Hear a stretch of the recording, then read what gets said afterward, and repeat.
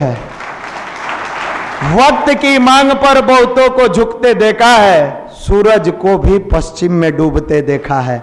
ये जो आराध्य देव है इनको भी वक्त है, डूबते नहीं है सूर्य, लेकिन दुनिया की नजर में कहा जाता है डूब गए और अंधेरा होता है। अगर हम चल नहीं सके सही रास्ते पर तो मैं क्या हूं तू क्या है, नाव सहित बीच मझधार में नावी को भी डूबते देखा है। ज्यादा घमंड मत करना, वरना ऐसा वक्त आता है कि बड़े बड़े बुद्धिजीवी लोगों का हेकड़ी बंद हो जाता है। जिस समय सहारा के मालिक सुब्रतो राव अपने पैसा के धन के आग पर बैठे थे, उस समय उनको लगता था कि हमारे कारण सूर्य उदय होता है और हमारे कारण अस्त होता है। लेकिन जब वक्त आया तो वहीं सुब्रतो राव को तिहाड़ में दहाड़ मारना पड़ रहा है। सारा धन दौलत रखा का रखा हो गया। ये छोटे छोटे गुण दुर्गुण आपको एक दिन डुबा देता है। उन्होंने हजारों लोगों का दिल तोड़ा, आज देखो लंबे समय से तिहाड़ में दहाड़ मार रहे हैं। यह वक्त का मांग था। जिस समय एक समय किंग फिशर की फ्लाइट जब उड़ती थी तो लोग कहते थे विजय माल्या ने जहाज में स्वर्ग उतार दिया, लेकिन कुकर्म भरे राहों पर चलने के कारण उस विजय माल्या को अपना देश छोड़ के जाना पड़ा। ऐसे ही कुछ लोग अपनी जीवन में कुकर्म करते हैं, जो पैसे वाले तो नहीं होते हैं लेकिन वैचारिक रूप से जब कंगाल होते हैं तो देश तो नहीं लेकिन अपना देह छोड़ के चला जाना पड़ता है। लोग कहता है वो सुसाइड कर लिया। ये व्यवहारिक गुण की कमी के कारण होता है। कुछ देश छोड़ते हैं पैसा के कारण और कुछ देह छोड़ते हैं विचार के कारण। इस विचार की शक्ति को इतना मजबूत बनाओ, इतना मजबूत बनाओ कि जीवन में तनाव आए तो उसको मुस्कुराते हुए झेल लो। जीवन में कष्ट आए, गाना एक सुने हैं, गमों का दौर भी आए तो मुस्कुरा के जियो। सुने हैं कि नहीं? पुराने फिल्म का गाना है। आप अपने विचारों को स्ट्रांग बनाइएगा, गमों के दौर में भी मुस्कुराते हुए जिंदा रहिएगा। मेरे मित्र, हर इंसान की जिंदगी में तनाव आता है, ये पार्ट ऑफ लाइफ है, आना है, रोक नहीं सकते हैं। चाहे वो प्रधानमंत्री हो, चाहे कितना भी बड़ा डॉक्टर हो, कितना भी बड़ा व्यवसायी हो, उसके जीवन में कष्ट आएगा, ये पार्ट ऑफ लाइफ है। लेकिन इस कष्ट से उबार के निकलने का जो कला सिखाता है अध्यात्म, वो आर्ट ऑफ लाइफ है और उसी को जीने आप यहां आते हो। ये आर्ट ऑफ लाइफ ही आपकी लाइफ स्टाइल को चेंज करता है। ये आर्ट ऑफ लाइफ को जानना होगा, समझना होगा, आपको अपनी दिशा का पहचान करना होगा। मेरे मित्र, आपको लगता होगा हम क्यों आते हैं, किस लिए आते हैं। बड़ा बढ़िया एगो मनीष भैया उदाहरण सुनाए थे। मीटिंग था हम लोगों का गुरुवार को, उस दिन बताए थे कि गुरुदेव से कई बार लोग पूछता था, अच्छा गुरुदेव हम में विशेष क्या है।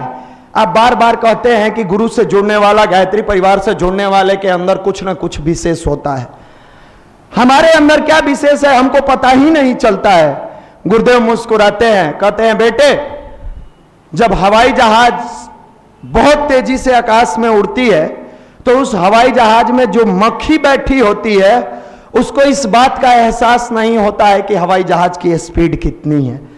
तुम चूंकि परमात्मा के गोद में, अच्छे गोद में बैठे हो, इसलिए तुमको एहसास नहीं हो रहा है कि हमारे अंदर अलग कुछ है और वही अलग है जिसके कारण हम हर रविवार को खींच के यहां आते हैं। आप देव पुत्र हो और हमेशा बने रहोगे, हमेशा आपकी अच्छाई आपको आगे बढ़ाती रहेगी। बहुत सारे भाई आते हैं, बहुत सारे भाई आने के बाद कुछ कुछ मित्रों की बातों में पड़ जाते हैं। मित्र ने ऐसा कहा, मित्र ने, आप एक्सपेक्ट कीजिए कि हम लोग आज यहां से बोल रहे हैं, हम लोग जब जुड़े हमारा मित्र कहता होगा कि नहीं। मित्र तो दूर के है, हमारा दूगो भाई था, हम जब लौट के यहां से जाए साइकिल वाइकिल नहीं था। आप लोग तो रईस हैं, कुछ लोग मोटरसाइकिल से आते हैं, कुछ लोग VIP गाड़ी से आते हैं, कुछ लोग के पास साइकिल है, कुछ लोग हमारे जैसा भी हैं, पैदल आते हैं। तो हम पैदल यहाँ से लौट के बाजार समिति रामकृष्णा कॉलोनी में रहते थे। तो जाने के बाद जब आते थे, वहां पहुंचते थे तो हमारा भाई हम पर कमेंट्स करता था, आ गया बाबा बन गया ना। आप मित्र की बातें कहते हो कि हम जाते हैं, हमारा मित्र भटकाता है। हम आपका तो मित्र मान लीजिए दूसरे जगह का है, थोड़ा दूर का है।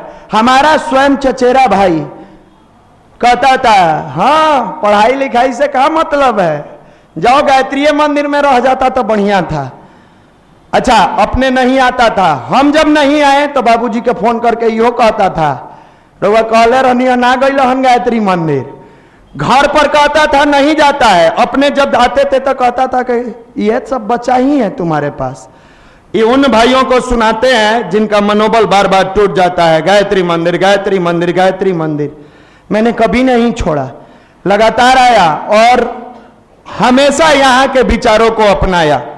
जो भी बोला गया, जो भी गाइडलाइन किया गया, उसमें हमेशा सहयोग हमने किया। अनुष्ठान बताया गया उसमें किया, समयदान की बात आई उसमें किया। जहां जहां आदरणीय मनीष भैया का इस युवा प्रकोष्ठ का निर्देश हुआ, जितना बन पड़ा समयदान, अंशदान, सशरीर से श्रम सब मैंने किया। परमात्मा ने खाली रखा? नहीं रखा। भगवान ने दिया, थोड़ा समय लिया, थोड़े समय के बाद उन्होंने दिया। आज वहीं से भाई अपने 2-2 साल के बच्चियों को, 3 साल के बच्ची को, 4 साल के बच्ची को मार के डंडा से कहता है स्कूल जाने से पहले तुमको गायत्री की साधना करनी होगी। गायत्री साधना करने से बुद्धि तीक्ष्ण होता है। मेरे मित्र, नजरें बदली तो नजारे बदल गए, किश्ती ने रुख मोड़ा तो किनारे बदल गए। आपका मित्र क्या कहता है आपके अंदर इसलिए वो असर करता है कि आपकी साधना कमजोर है। आप साधना को मजबूत बनाइए। इस नवरात्र काल में अपने आप को इतना ताकतवर बनाइए कि समाज आपके अनुसार चले, आप समाज के अनुसार नहीं चलिए। बहुत समय नहीं लेते हुए छोटे से बीज को बड़ा सा बरगद बनाने वाले हम सबके परम आदरणीय मनीष भैया, जिन्होंने सतत 1995 से हम जैसे हजारों अनगढ़ों को स्नेह प्यार और एक गार्जियनशिप में राह दिखाया।